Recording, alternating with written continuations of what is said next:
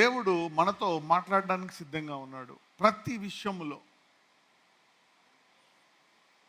ఎక్కడ ఒక్కొక్కసారి బాధ వస్తుంది అంటే, ఎప్పుడైనా ఒక నిరుత్సాహకరమైనటువంటి సంఘటన జరిగిన, అనుకున్నది జరగకపోయినా, మన దేవుడు మాట్లాడే దేవుడు అని రుజువేంటి అంటారా? అలాగే దేవుడు ఏం చెప్తున్నాడంటే, ఆ స్త్రీలను చూసి చూడండి ఎలా మాట్లాడతారో. వాళ్ళని సృష్టించింది నేనే, ఆ నాలుక నా నాలుకే. ఓకే, కాబట్టి నేను కూడా మాట్లాడేవాడను. We want to talk. I want to talk. God says, I will talk. నేను మాట్లాడే దేవుణ్ణి. ఏ పరిస్థితిలో అయినా సరే నేను నీతో మాట్లాడడానికి సిద్ధంగా ఉన్నాను అంటాడు. నువ్వు పడిపోయావా, ఘోరమైన పాపం చేసావా, అయినా మాట్లాడడానికి సిద్ధంగా ఉన్నాడంట. దావీదు బహుఘోరంగా పడిపోయినప్పుడు నాతాను పంపించి మాట్లాడిచ్చాడా లేదా? He spoke. బాలుడుగా ఉన్నప్పుడు స్వరమెత్తి సమూయేలుతో మాట్లాడాడా లేదా? మరియతో, గాబ్రియేల్ ద్వారా, దూతల ద్వారా మాట్లాడా తెలుసు. ఆఖరికి మనుషులు ఎవరో చెప్తే కూడా వినలేని స్థితిలో ఉండే బిలాము ప్రవక్తతో మాట్లాడడానికి ఎవరిని ఉపయోగించాడు? గాడిద. So God wants to talk. ఎందుకని దీని మీద కేంద్రీకరించి చెప్తున్నాను అంటే, నీ సంతోషంలోనే కాదు, బాధలో వేదనలో ఉన్నప్పుడు తిరుగుబాటు హృదయం వస్తుంది, వ్యతిరేక హృదయం వస్తుంది. ఎవరైనా నిన్ను తిట్టారనుకోండి, కోపం వస్తుంది. అది మనిషి స్వభావం. అదే పిల్లలు తిడితే, చిన్నపిల్లలు తిడితే, సంవత్సరం 2 సంవత్సరాలు తిడితే తెలియక తిట్టాడని ముద్దు వస్తారు. ఓకే, వాళ్ళని సరిచేయాలనుకుంటాం. అలాగే కొన్ని సంఘటనలు జరిగినప్పుడు బాధ వస్తడం మన స్వభావం. అయితే అది ఎందుకు వచ్చింది? మనం వెళ్ళే త్రోవ సరైనదా కాదా? ఏంటి పరిస్థితి? ఏక శత్రువు నుంచి తప్పించుకోవడానికి మనం ఏమైనా పొరపాటు చేశామా అని మనము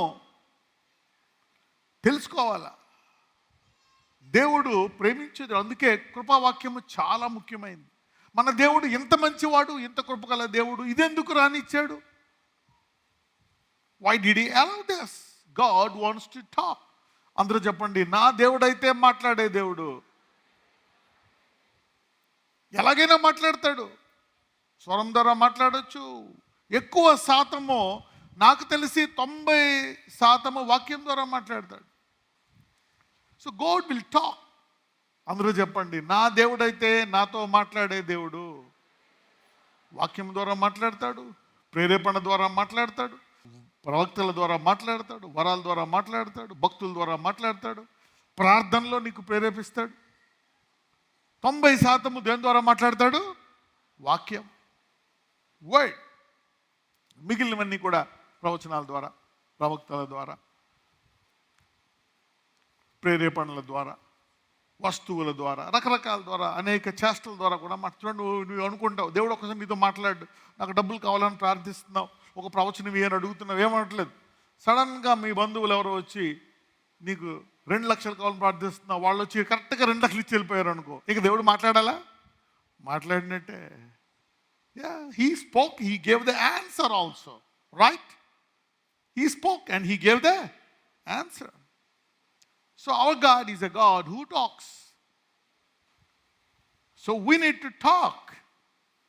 మన దేవుడు మాట్లాడే దేవుడు. ప్రతి విషయంలో కోపం వచ్చినా కానీ నువ్వు దేవుడితో అడగాలి, ప్రభువా నాకు ఎందుకు ఈ పరిస్థితి వచ్చింది, ఈ మరణకరమైన పరిస్థితి ఎందుకు వచ్చింది, ఈ మరణం ఎందుకు సంభవించింది మా ఇంట్లో, ఈ ఘోరమైన నష్టం ఎందుకు వచ్చింది, నా జీవితం ఎందుకు ఇలా ఆగిపోయింది, ముందుకు వెళ్ళట్లేదు, వెనక్కి వెళ్ళట్లేదు, why am I stuck up, why. అప్పుడు దేవుడు మాట్లాడతాడు. ఇక్కడ ఒక సంఘటన విషయమై వీళ్ళతో మాట్లాడుతున్నాడు, రైట్? నీ ఆలస్యం జరుగుతుందా? మాట్లాడతాడు. ఆర్థిక సమస్యలా? మాట్లాడతాడు. God wants to talk. అందుకే ఈ బైబిల్ని మనము ఏమంటాము? ఈ బైబిల్ని ఒక మాట అంటాం, బైబిల్ అని అంటాం, కానీ దీన్ని ఏమంటాము? వాక్యం అంటాం. ఏమంటాము? వాక్యం అంటే మాటను రాయడు, మాటలు ఏం చెబుతుంది? రాయడు. ఈ వాక్యం చెప్తే వాక్యం తిరిగి ఏమవుతాయి? మాటలు. ఇంగ్లీష్లో ఏమంటాం దీన్ని? వర్డ్. వర్డ్. వర్డ్ అంటే ఆ వర్డ్ని మన నోట్లో పెట్టుకుంటే ఏమవుతుంది? మాట. వర్డ్, వాక్యం. This is the word. This is Bible. Bible ఏముంటాయి? మాటలు. పక్కన చెప్పండి, బైబిల్ నిండా మాటలేనండి. బైబిల్ అంటేనే మాటలు, వాక్యం. వాక్యాన్ని నోట్లో పెట్టుకుంటే ఏమొస్తుంది? మాటలు వస్తాయి. వర్డ్ అంటే మన దేవుడు ఏం చేసే దేవుడు? మాటలు. Bible is a book of words. అంటే దేవుడు ఏం చెప్తున్నాడు? I want to talk. ఈరోజు మీ అందరితో మరి ప్రత్యేకంగా దేవుడు మాట్లాడబోతున్నాడు ఈ వాక్యం ద్వారా. God wants to talk. అందుకే మీరు వస్తారు. దేవుడు ఏం మాట్లాడతాడా చూడండి. విశ్వాసులు అందరూ, రక్షింపడే వాళ్ళందరూ కూడా వాక్యం అంటే ఏం మాట్లాడతాడా దేవుడు ఈరోజు? ఆల్రైట్, అన్నీ బాగున్నాయి, అయినా భవిష్యత్తు గురించి తెలుసుకోవాలి. నా దేవుడు మాట్లాడుతున్నాడు, అన్నీ నాకు ఏ సమస్య లేదు, అయినా when God is talking I want to listen. కష్టాలు ఉన్నాయా? నీవు ఇంకా ప్రత్యేకంగా వచ్చి ఆయన వాక్యం వినడానికి శ్రద్ధ వహించాలి.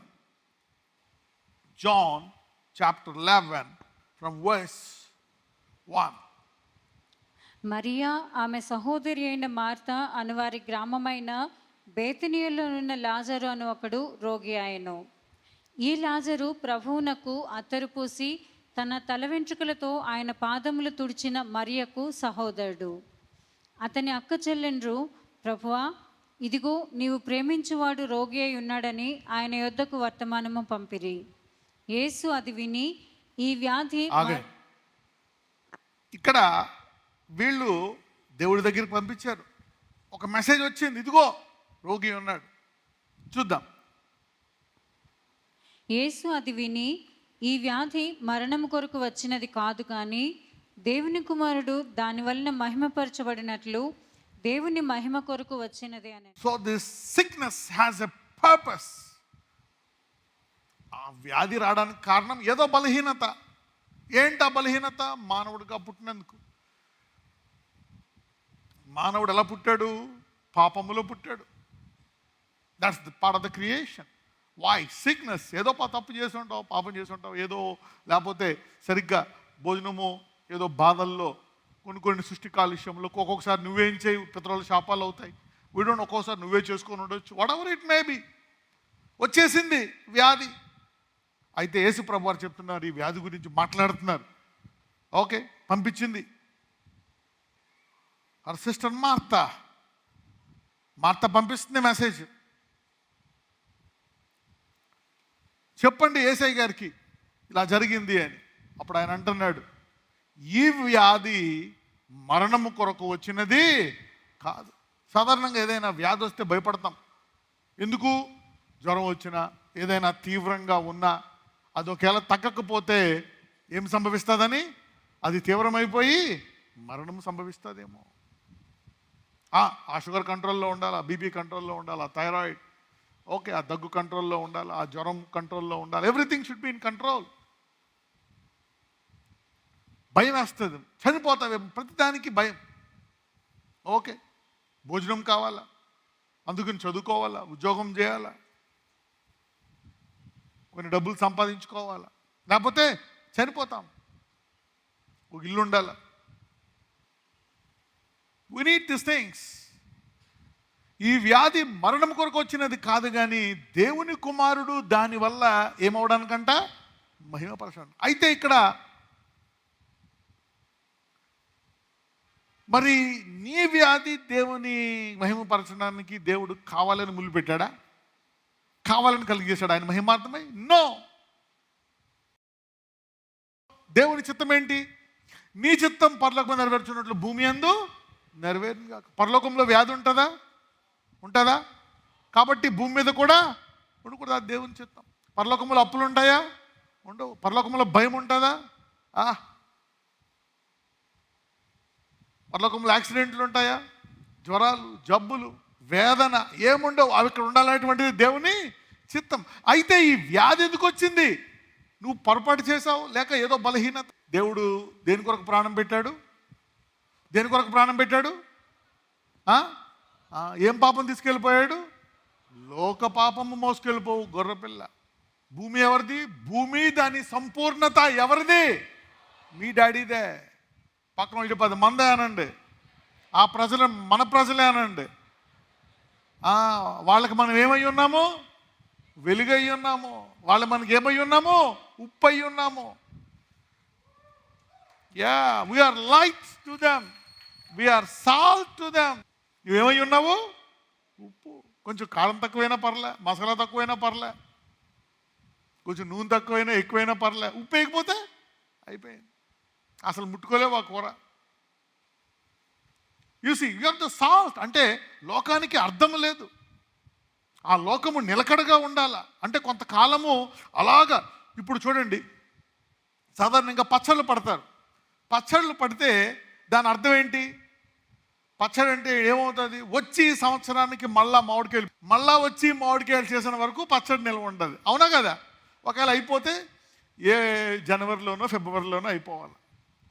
మనము అంటే ఏది ఎంతకాలం ఉండాలా అని డిసైడ్ చేసేది నిలవ, దాని కాలం అంతా నిలవ ఉండాలని డిసైడ్ చేసేది ఏంటి? ఉప్పు. అదే మీరు ఆ పచ్చడి బట్టి ఉప్పు వేయలేదనుకోండి, ఉంటుందా నిలవ? ఎన్ని అన్నాయండి, నా తెలిసి 10 రోజుల కంటే ఎక్కువ ఉండదు, అది బూజు పట్టేస్తుంది.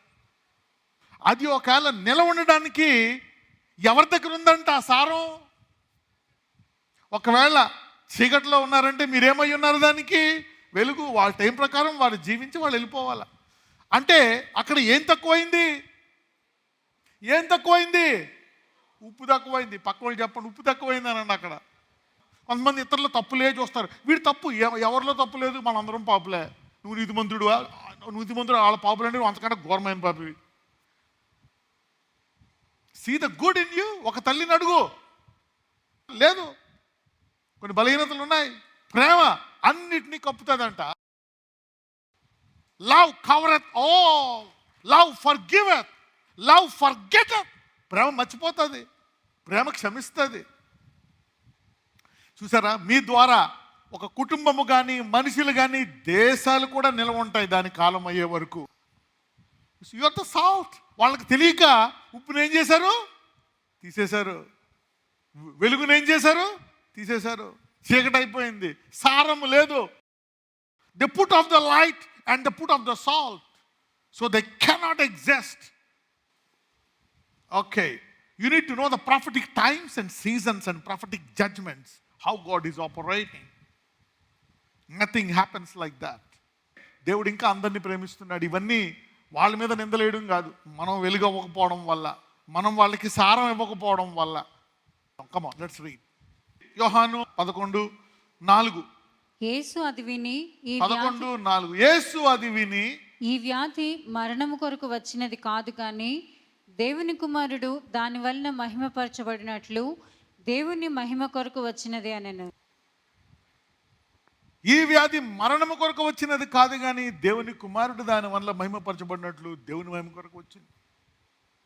For everything God wants to talk.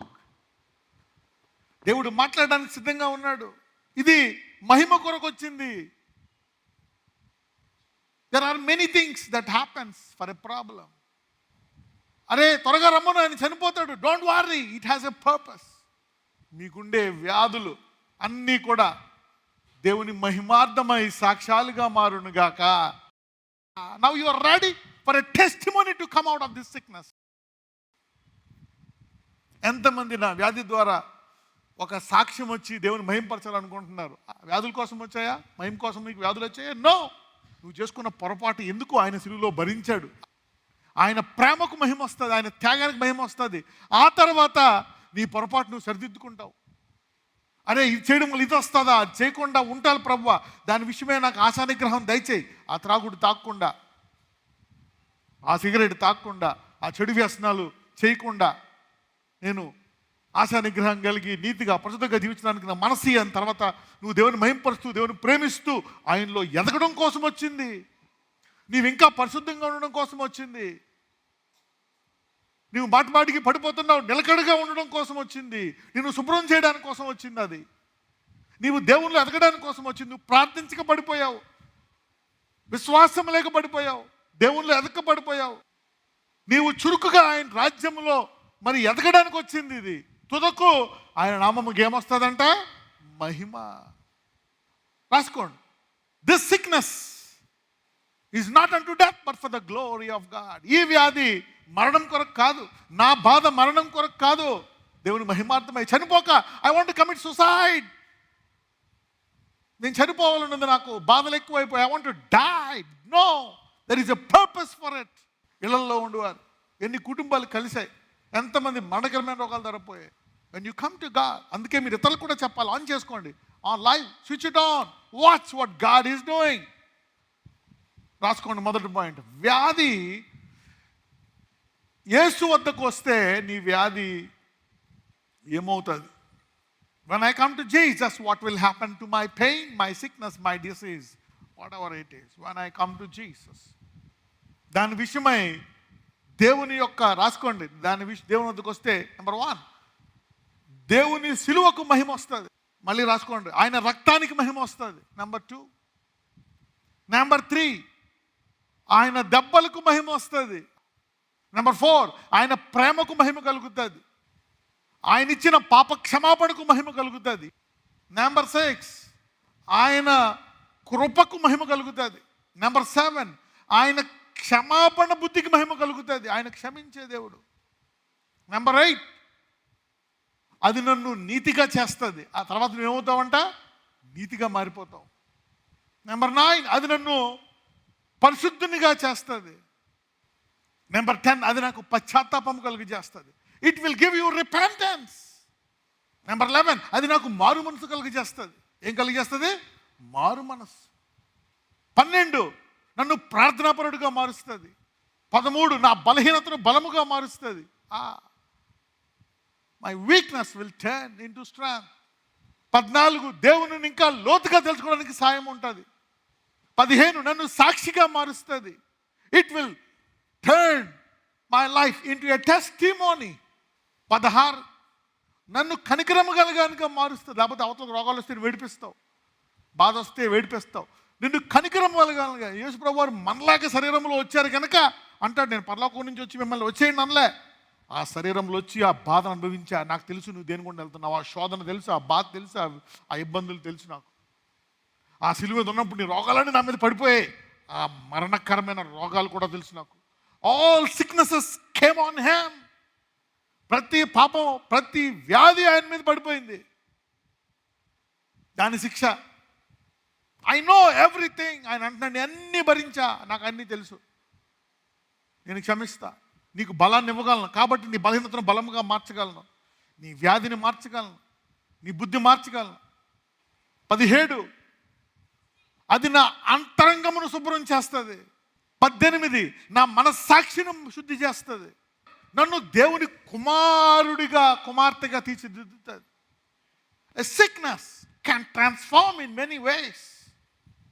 సోమరుడైన నన్ను దేవుణ్ణి వెతికివానిగా చేస్తుంది.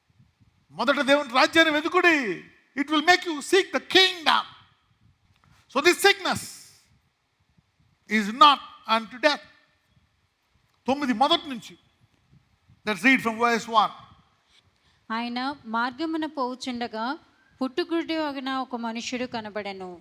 ఆయన శిష్యులు, బోధకుడా, వీడు గుడ్డివాడై పుట్టుటకు ఎవడు పాపం చేసెను? వీడా వీని కన్నవారా అని ఆయనను అడగగా, యేసు, వీడైనను వీని కన్నవారైనను పాపము చేయలేదు, కానీ దేవుని క్రియలు వీని యందు ప్రత్యక్షపరచబడుటకే వీడు గుడ్డివాడుగా పుట్టెను. ఎందుకు వచ్చింది నాకు ఈ బాధ? ఎందుకు వచ్చింది? దేవుడే చేశాడు, దేవుడే చేశాడంటే ఆయన దగ్గరికి వెళ్తావా? చెప్పండి. ఇప్పుడు డాక్టరే నీకు రోగం ఇచ్చాడు, డాక్టర్ దగ్గరికి వెళ్తావా? డాక్టర్లే రోగాలు ఇస్తున్నారు, రోగాలు ఇచ్చే హాస్పిటల్ అంటే ఎవరిని వెళ్తారా? Nobody goes. దేవుడే చేశాడు అని వింటే వెళ్తావా? సైతానుడు వినిపించే మాట, దేవుడే చేశాడు, దేవుడే నీకు ఈ బాధ, దేవుడే ఆ షుగర్, దేవుడే ఆ వ్యాధి, ఈ దేవుడే. అందుకే దేవుడి దగ్గరికి వెళ్తాం. దావీదు అంటాడు, నేను తప్పు చేశా, కొట్టు, తిట్టు, బాధ చేయి, కానీ నువ్వే ఏమంటాడు? నా రోగములన్నిటినీ స్వస్థపరచు యెహోవా అంటాడు. He healed all my sicknesses.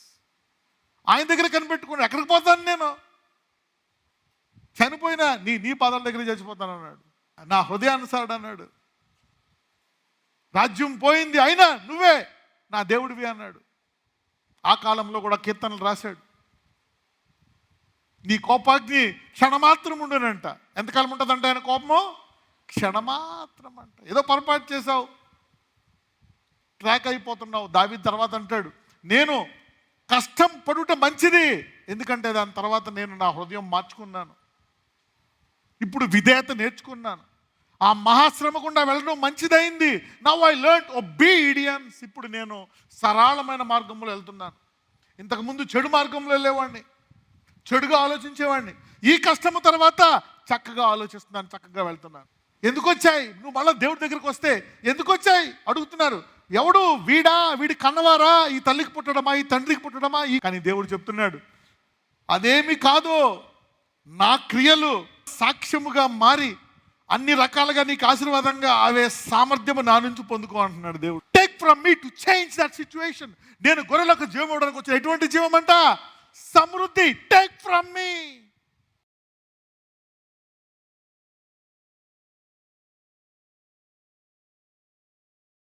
నజరేయుడైన Yesayya, I sanctify them by the blood of Jesus.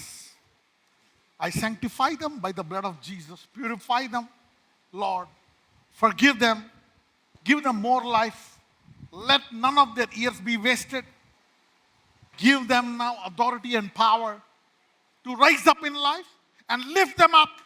ఈరోజు ఇచ్చిన వాగ్దానం ప్రకారం నీ కృపలో వారిని భద్రపరిచి, ఇదిగో ప్రస్తుత పరిస్థితుల నుంచి వారిని కొత్త స్థాయికి లేవనెత్తి వారిని ఆశీర్వదించమని నజరేయుడైన యేసునామమున ప్రార్థిస్తున్నాము తండ్రి. 3 సార్లు ఆమేన్ చెప్పండి.